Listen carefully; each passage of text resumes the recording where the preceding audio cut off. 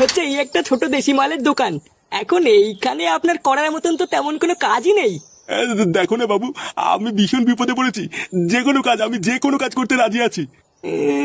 যে কোনো কাজ? হ্যাঁ, একটা কাজ আছে, তবে আপনি কি সেই কাজ করতে পারবেন? হ্যাঁ হ্যাঁ বাবু, আমি সব কাজ করতে পারবো। তুমি বলো না কি কাজ করতে হবে। না, তেমন কোনো কঠিন কাজ না। মানে ওই মাতালটা মালকে দোকানের সামনে যে বোতলগুলো ফেলে দিয়ে যাবে, আপনি শুধু সেইগুলো পরিষ্কার করে রাখবেন। স্পষ্ট ভাষায় বলতে গেলে দোকানের সামনেটা একটু পরিষ্কার পরিচ্ছন্ন করে রাখবেন। হ্যাঁ হ্যাঁ বাবু, আমার কোনো সমস্যা নেই, আমি এই কাজ করতে রাজি। বাহ, তাহলে তো হয়েই গেল।